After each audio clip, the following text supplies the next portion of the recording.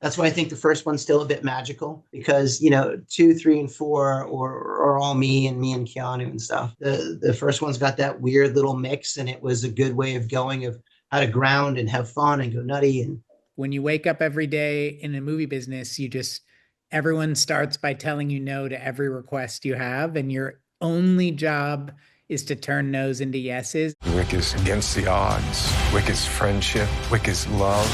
It's all those big ideas. Fuck yeah.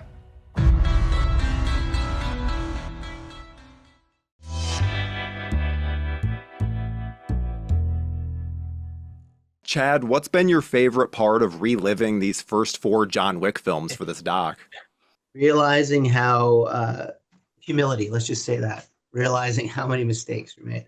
It's always interesting. Like you never quite get it. I think Josh and Jeff did a really great job of, you know, their job is tricky, man. They have to condense, you know, literally 10 years, four films, and try to get a story out of it and stuff. It's fun to watch it all and see yourself age in the different ways you handle the same situation. And again, it's okay now because we're past it. A little stressful the first time you watch it. You just kind of like you wanna kind of not say certain things, but you kind of said them. You can see I'm laughing at my own complete ineptitude to sort that out and balance my life. We're all of the age, and we've all kind of come up to it. Like, you know, Josh and I know each other 25 years. Yeah, 25 years. Dave and I 30 years. Like, so we're all kind of the. So now you can kind of watch it, and now it's just literally making fun of yourself the entire time, and going, yeah, okay, yeah, we were pretty dumb. That's probably the best thing is sitting in a group. Watching it alone creeps you out a little bit. Watching it with your friends, and you can make fun of yourself. That's pretty fun. Well, and I have to commend you for how much of yourself and your personal life that you allowed in this. It makes the doc feel so much more raw. Why do you think it's... We didn't know we had a choice. Was that a choice, Josh? I do think just in Chad's defense, you know, he saw the first draft of it and he did say, "Hey man, I'm not coming across as the asshole I really am." We worked hard to make it real. Well, Josh, why do you think it's important to allow viewers in on the less glamorous side of getting a movie made? Well, you know, I have this day job of making behind the scenes films, and I have a day job of promoting movies, and I love promoting movies. I love doing anything I can to get people in to see movies, to go to cinemas and watch things. But, you know, what I really see that's cool is like a struggle. What I really see that's cool is something that is filled with heartache and small victories and a lot of defeats. And I go back to, you know, what this producer who Chad and I started working for, Joel Silver, said to me at the very beginning. He's like, when you wake up every day in a movie business, everyone starts by telling you no to every request you have, and your only job is to turn no's into yeses. And I love that perspective on producing, whether it's original or not. It's just sticks with me forever. And when you have the privilege of seeing people who can do that time and again, like Chad and Dave, and before them, the Wachowskis, and throughout Keanu Reeves, like, you know, just the world tells him no, and he just says, fuck you, and just keeps going. And I just think it's such a cool thing to witness. And then at the end, to have a film that people actually like, that's cool and that's beautiful, and that, you know, in this case of these four movies, where each one, in my opinion, just gets better than the last, and you get to see this man in Chad Stahelski come out of his shell and become a filmmaker like on par with all the filmmakers that he admires. That's great. That's rad. So did you have an idea of like the narrative of the documentary before sitting down, like with having questions to help guide that? Or do you allow the interviews to help shape that story? We had an idea of what, you know, we had a lot of footage. We had 10 years worth of footage. I had my good friend who I went to college with, Maddie Seidel, was on set with Chad for all four movies. And so we had this trove of material. And we had some great, you know, co-conspirators in Chad and Keanu who were like, let's make an honest retelling of this. It's not supposed to, you know, we had people who were willing to tell the story correctly. So we started with that, and then you know, when you go back in and you talk to Chad and Keanu and you start hearing the themes of the way they talk about things, you get to the hard work of it. And the fact that, you know, you have to start every day with a series of unaccomplishable tasks and accomplish them. And that from that comes this idea of pain, not so much in the physical sense, but just in the kind of the heartache that it takes to push through and make things well.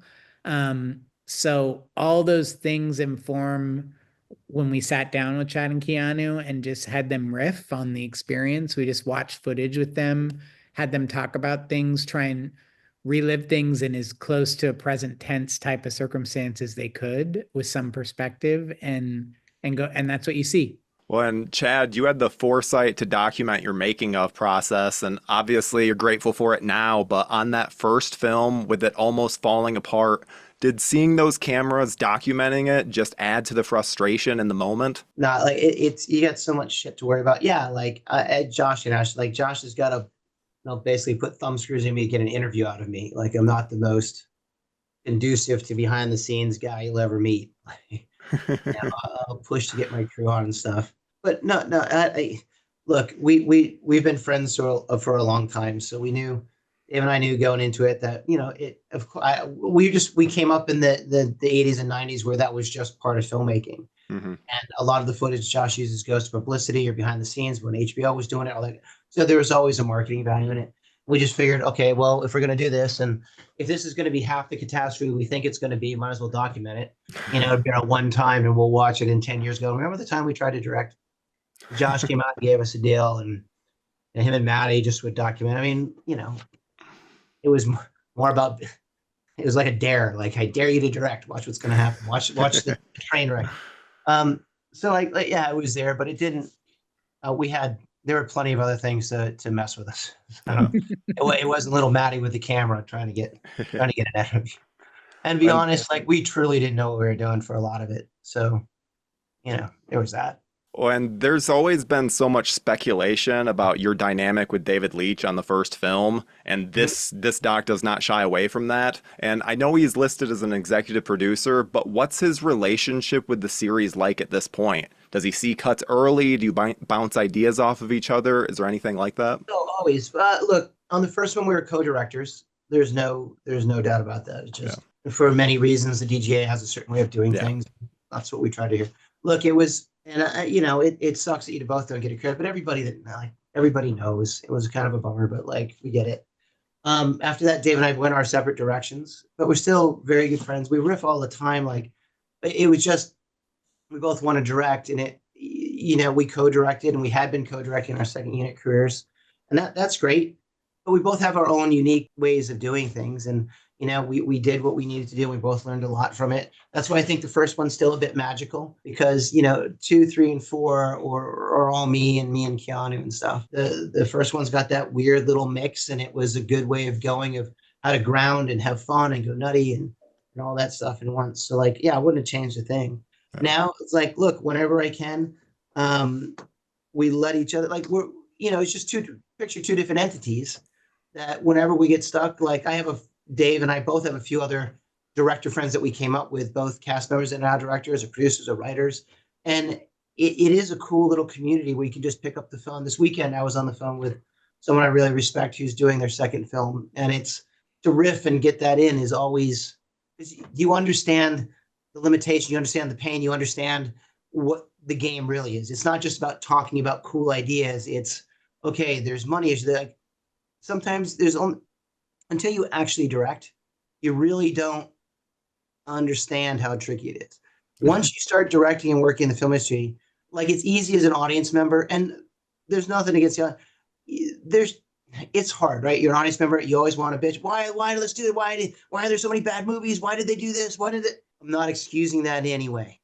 I think there should be far more good movies than bad movies. But I do understand what it takes to get something even good through.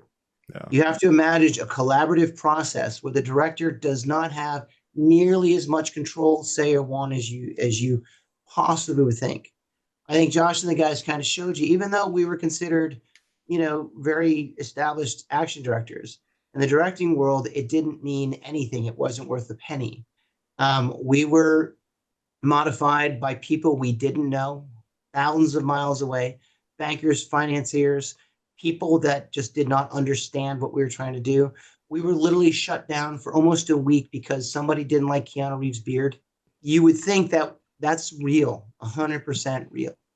So when you get together with other people that understand that, believe it or not, you get better ideas because you're navigating all these ideas and trying to give good ideas, but understand the limitations or obstacles we all might have. When the John Wick series has been expanding, would you be interested in all in having David direct something within the world of John Wick? Oh yeah, we asked several times. It's all the same thing. Like you get to a point where you're trying to build your industry, you're trying to build your company, your palette. You get fairly busy and commit. Like it's not like I wouldn't say I'm the slowest director, but I'm a slow director. I'm 3 years in between projects.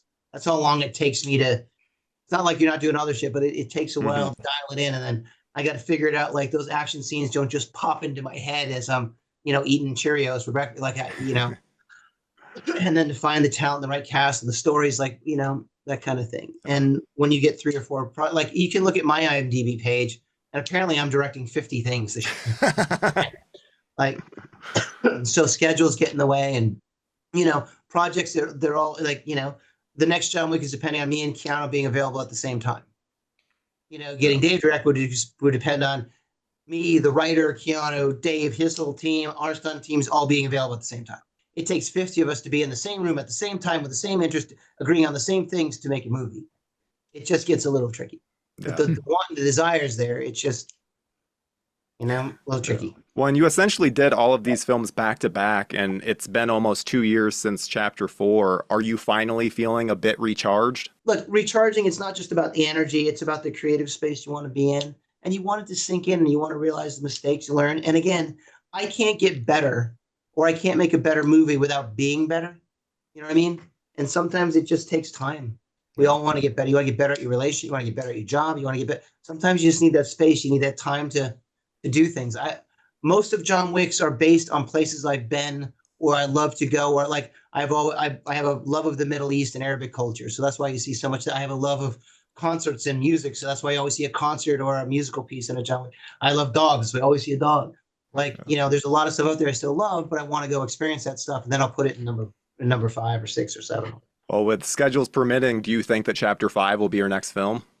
I'm doing Highlander next. Highlander is next. We're prepping for it right now. See that reaction a lot with, that kind of like spasmy thing. You fucking vapor lock when you fucking paint. Against the odds. Wick is friendship. Wick is love. It's all those big ideas. Fuck yeah. Thank you for clicking on our video, everybody. If you like what you saw here, please make sure you like the video and subscribe and share with your friends who like this sort of content. JoBlo was created by movie fans for movie fans, and we appreciate your support.